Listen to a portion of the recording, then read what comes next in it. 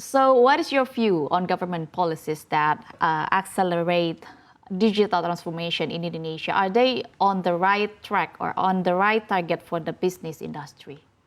Yeah, first of all, I'm very positive to see that a lot of government influence is going in the right direction. There has been a lot of changes in the recent years. So when I joined the first time 2 years ago, GDPR was a topic and I can see a huge progress. Yesterday I landed in the airport and in the past it would take me more than an hour to just get visa on arrival and immigration done. And since beginning of the year, the passports can be put into the auto gates and people can do the visa application online. So it has accelerated the process very much, and I'm happy to see how fast things are working suddenly. Okay, so you feel positive about the policies Correct. that government in Indonesia are making.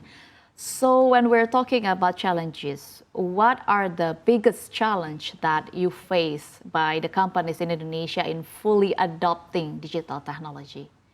So following the example, a lot of things are done to fix a certain problem. So they are very much thought through by a certain department. But what we see in companies as well as in the public sector, things are working still in silos. So departments are thinking on themselves, budgets are for a certain department.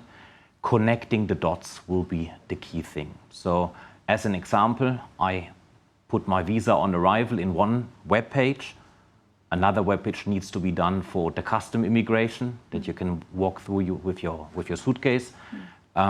When you think those things from a customer point of view, you would love to have one app where you can clear the whole process of entering a country, and it's the same for banks, it's the same for retailers. You would like to have an end-to-end process, and very often new applications are introduced. What we see is something called technical debt. So companies have developed IT over many, many years. So Nutanix is working on breaking down those silos and making it easier to operate and to connect different ages of technology and to make it consistent, which also is increasing the level of security you're operating with. Because when you have different technologies, you need to have a lot of different experts. The talent market is very small in Indonesia, so companies are struggling to get the right experts.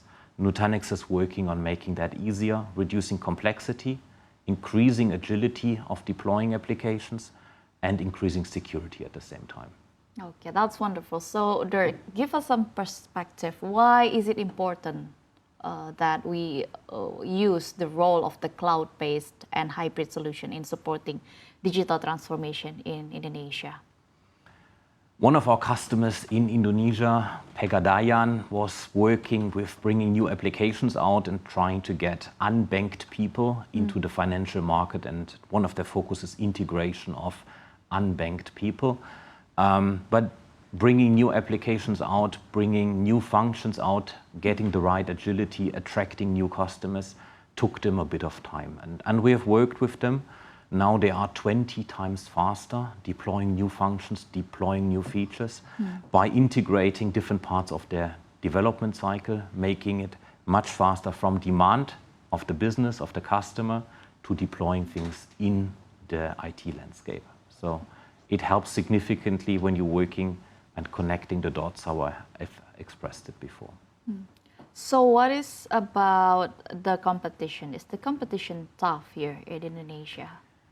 We work what we call as an open hybrid multi-cloud platform. And that means we would like to focus on the modernization, and very often we see the customers are driving the demand. And there's different use cases. We see customers deploying a private cloud. We see customers deploying in the public cloud. We see customers who want to combine those use cases. So when we talk about the market, we talk about collaboration, cooperation. So we have a huge set of partnerships. You have just mentioned some in the beginning with Dell, with Cisco, with AWS and Azure. So there is many companies where customers decide, do they want to buy from one company? Do they want to combine those? And the idea of an open platform is that every customer can get their best of breed set and can get their best solution which they want for their market. So you're collaborating, not competing? It's up to the customer to decide what kind of technology they want to use, and there is different segments. Nutanix is working with hyperscalers. Nutanix is working in the database space. Nutanix has just published a new set of Kubernetes solution. Nutanix is working in the AI market.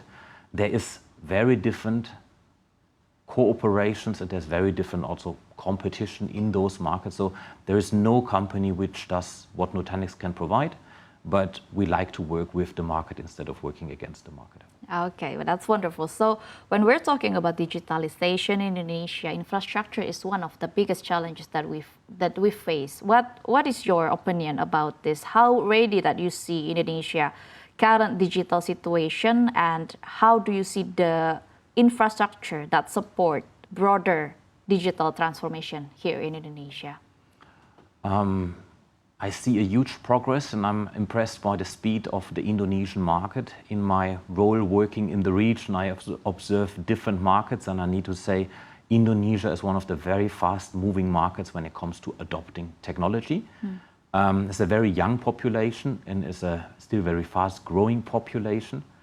Goldman Sachs put it on the number 5 from the GDP in 2050.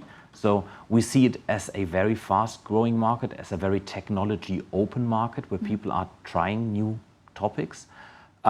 We see a huge influx of still data center providers, hyperscalers, so the market has a huge attractivity. We see fast growth in technology adoption. So from my point of view, a very, very positive trend in digitalization. There is still a subset of old technology, especially in the more traditional companies, but you also have what we call born in the cloud companies, very modern companies like, for example, Grab, which has been starting already with modern technology, bringing those things together, getting it consistent from a customer point of view. But I'm very positive about the growth of Indonesia and the technology adoption. Okay, so the other challenges that we're talking when we're talking about the transformation of the digitalization in Indonesia is about data security. What do you think about it? How can Nutanix solutions support mitigating this? I can say that this is a risk for us.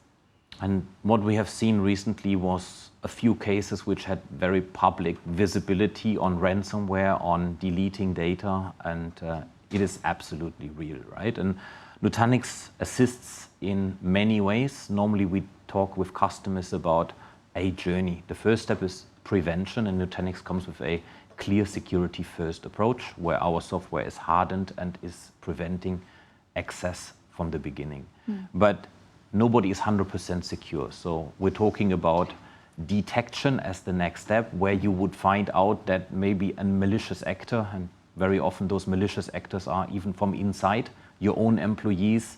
So this goes into role-based access. Everybody should only have access to data they should have as their professional use. So segmenting roles, segmenting data, seeing whether somebody is working in your data which shouldn't be working in it. I mentioned our collaboration, so this is where we integrate into the security platforms, so where Nutanix can give alerts into security platforms. The last step is, in case you had an incident, customers need to have what we call a ransomware playbook, and we're contributing to that also in the way how can you recover from an incident. So having your data in a secure place, having it in a way that it cannot be overwritten, having a plan, where do you restore when your data center is compromised. This is where, for example, our alliance with AWS plays a strong role. We talk about elastic disaster recovery, where you can start your data center in the public cloud while your current data center is compromised. It gives customers a chance to have an alternative data center without paying for it when they don't need it. So this is a very financial savvy solution, using the public cloud as a disaster recovery provider and having it as an alternative third data center. Yeah.